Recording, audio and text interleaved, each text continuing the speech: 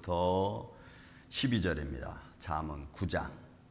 거만한 자를 징계하는 자는 도리어 능욕을 받고 악인을 책망하는 자는 도리어 흠이 잡히느니라.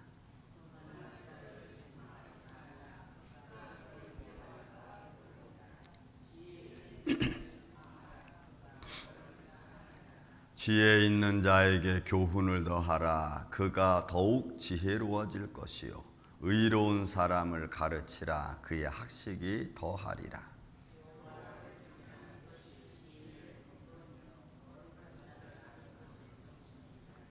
나 지혜로 말미암아 내 날이 많아질 것이요 내 생명의 해가 내게 더하리라.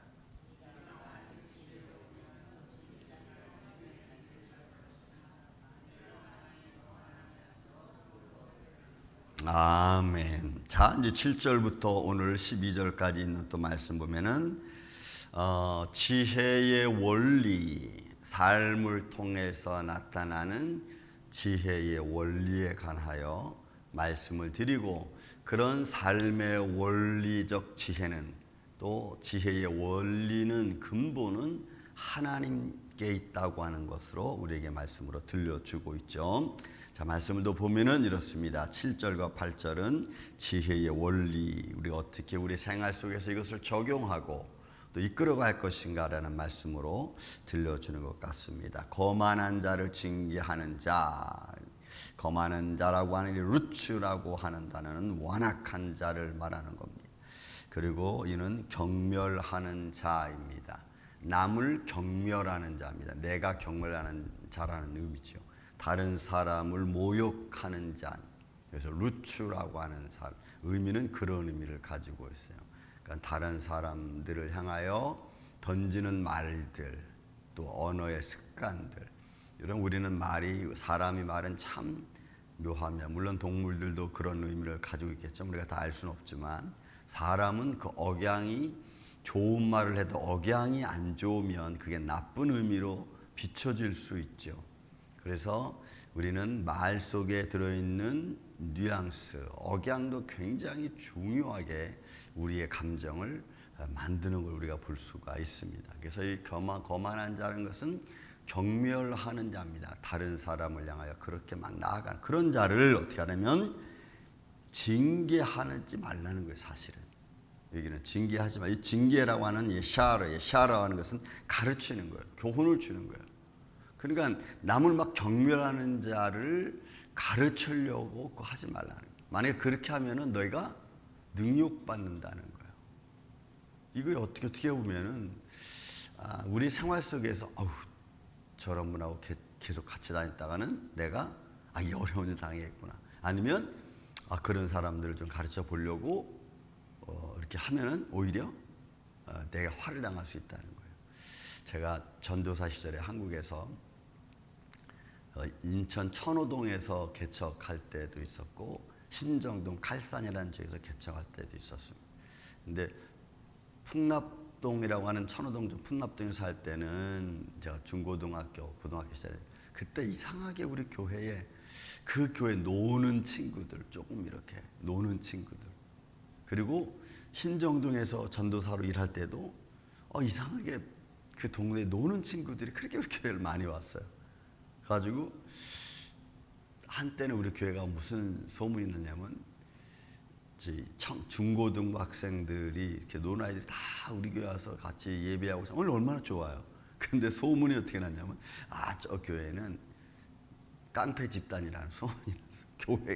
교회 중고등부 아이들이 그들이 와서 예배하고 같이 놀고 또 같이 탁구 치고 축구하고 이런데 소문이 그렇게 났어. 그래서 제가 이거 어떡하지? 이러면 교회가 안 되는데 가지고 제가 한번 우리 아이들을 그때 모아놓고 정말 일대 내 해서 하지 말아야 될 말을 한마디를 내가 했어요. 우리 교회의 소문이 좀 이렇게 났다. 우리가 좀 마음과 행동을 좀 자제해야 되지 않겠느냐. 이 말을 했어요.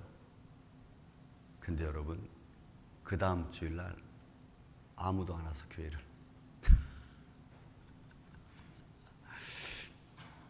그냥 이게 뭐지? 내가 뭐 잘못 말했나?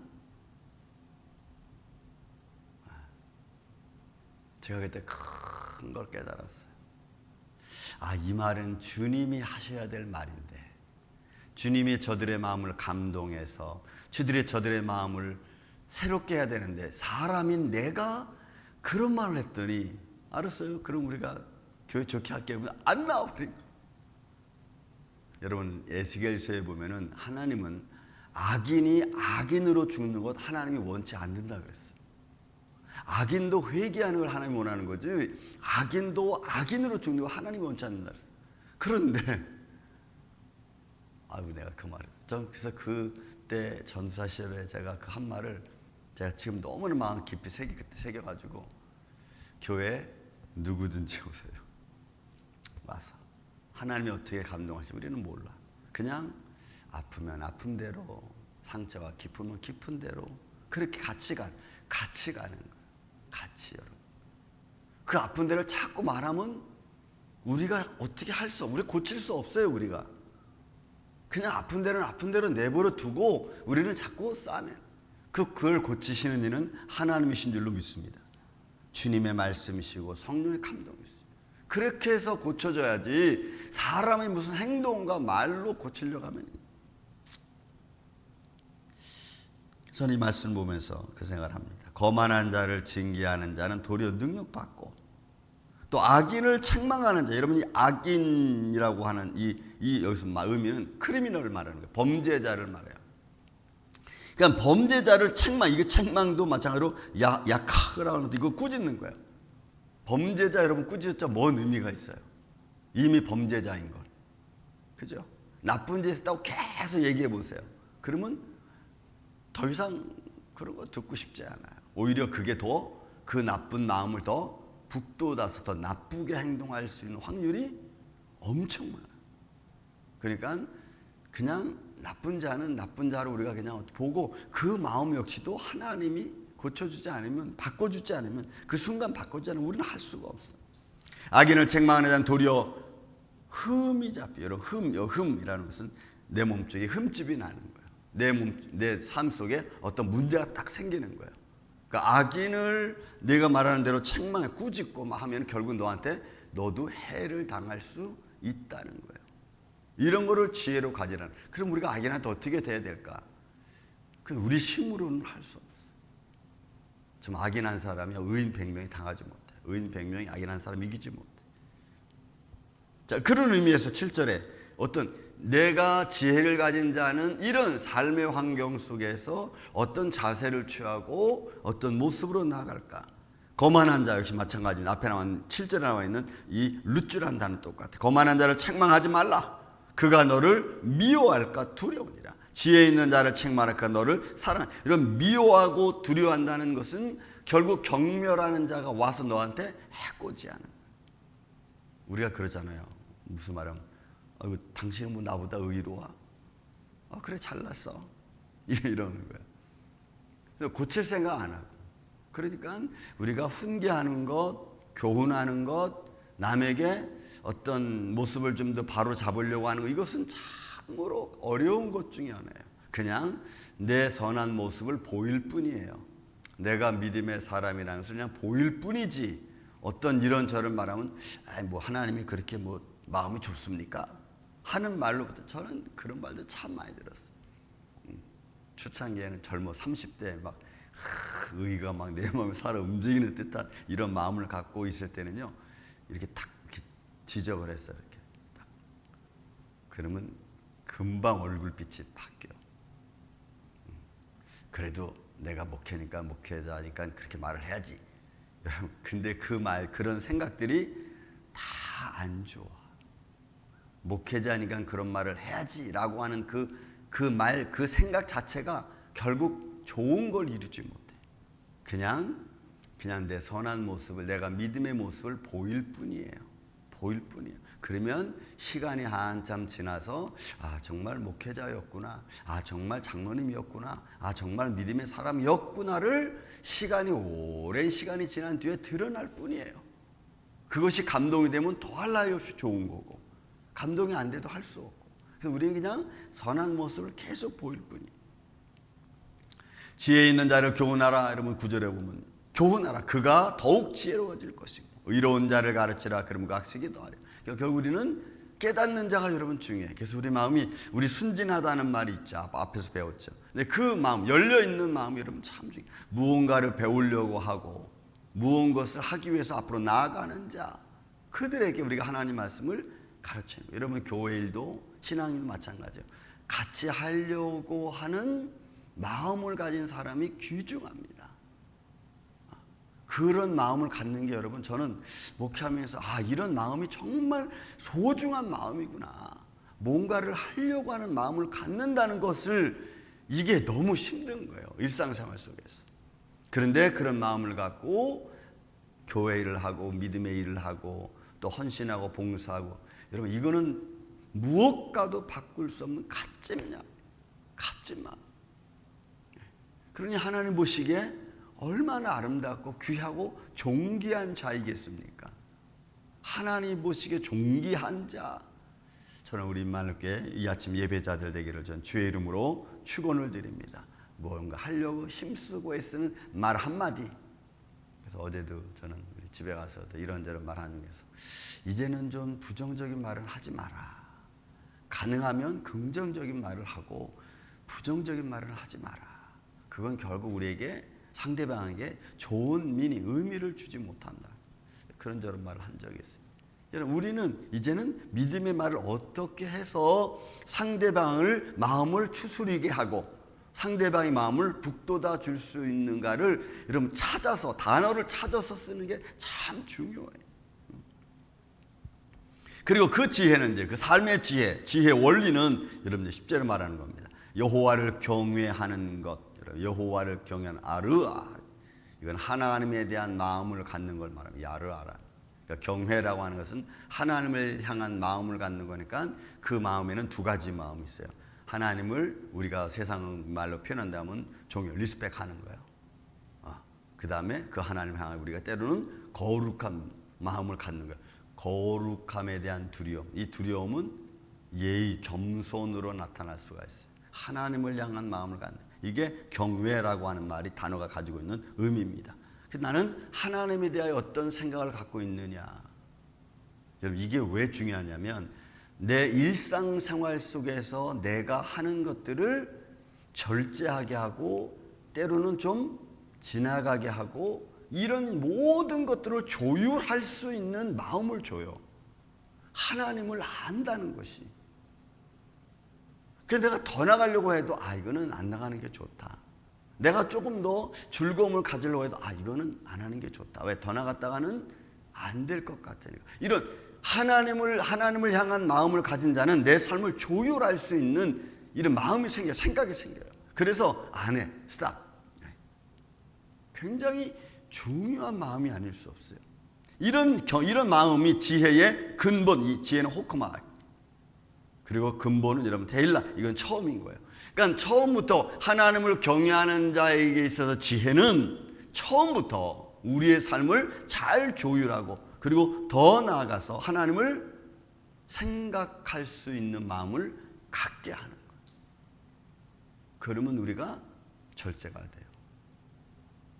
큰 소리 내던 사람이 소리가 작아져야 돼요. 그죠? 그리고 거룩한 자를 아는 것, 거룩한 자 안다는 나라고 하는 것도 마찬가지예요.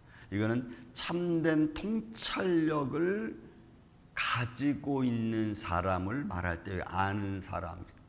이 사람은 아는 사람이라고 말할 때 여러분, 이분은 이해를 주고 모든 걸 좀 이렇게 잘 유순하게 지나갈 수 있도록 할 수 있도록 그런 지혜를 가진 사람이에요.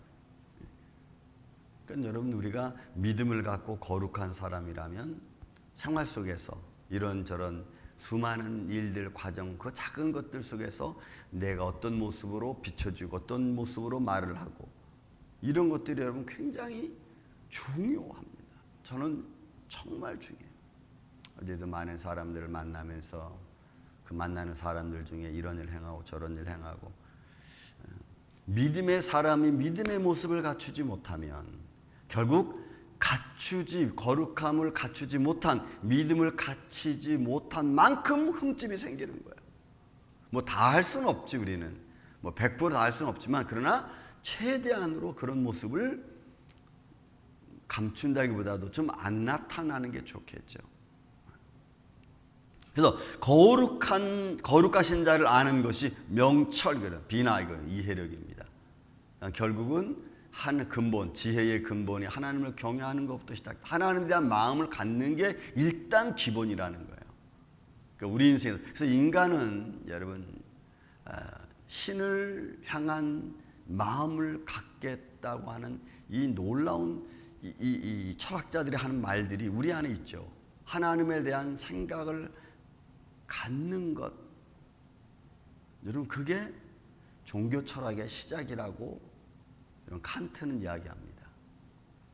임마누엘 칸트가 여러분 신에 대한 생각을 갖는 것, 이게 여러분 종교의 시작이라는 거예요. 근데 우리는 그런 마음을 갖고 있음에도 불구하고 우리 삶에서 그게 통제가 안 되면 이게 또 잘못될 수도 있어요. 사랑하는 이 아침의 성도 여러분, 저는 여러분들이 매 순간순간, 저도 그렇고 여러분도 그렇고 말씀을 통하여 우리가 배우고 그것을 우리 생활 속에 그 지혜를 잘 적용해서 오늘도 우리 하나님 안에서 믿음으로 함께 나아가는 그런 복된 삶이 되기를 전 주의 이름으로 축원을 드립니다. 12절 마지막 절 이렇게 표현합니다. 내가 만일 지혜로우면, 이 지혜는 하칼, 현명한 자를 말합니다. 그 지혜가 내게 유익할 것이고, 내가 만일 거만하면, 이 거만도 앞에 나와 있는 단어 루처 똑같아. 그 거만하면 너는 홀로 해를 당할 거다. 그런 여러분, 우리가 지혜로운 자의 모습을 통해서, 현명한 자의 삶을 통해서 하나님의 의를 이루어가는 복된 한 날 되시기를 다시 한번 주의 이름으로 축원을 드립니다. 사랑과 은혜가 많으신 아버지 하나님 감사합니다. 오늘도 우리의 삶의 가정 발걸음걸음 하나하나를 주님이 동행하여 주시고 지켜주셔서 마땅히 하나님의 믿음의 의를 드러내야 될 곳에 드러낼 수 있는 하나님을 향한 믿음을 갖는 그런 하나님의 사람으로, 믿음의 사람으로 살아갈 수 있도록 우리를 붙잡아 주시옵소서. 심히 연약한 우리들입니다. 오늘도 주님 앞에 간구하며 기도합니다. 육신의 연약한 자들을 주님 강공타여 주시고, 두려움 갖고 있는 자들, 근심과 걱정에 사로잡혀 있는 자들이 오늘도 예수님 때문에 다 모든 두려움과 걱정과 근심을 물리치고 주님 안에서 형통한 마음을 갖고 살아갈 수 있도록 주님 도와주시옵소서. 주말을 향하여 달려가는 과정 속에서도 오늘도 주님 우리와 함께하여 주시옵기를 원하오며 사랑이 많으신 예수님의 이름으로 기도하옵나이다. 아멘.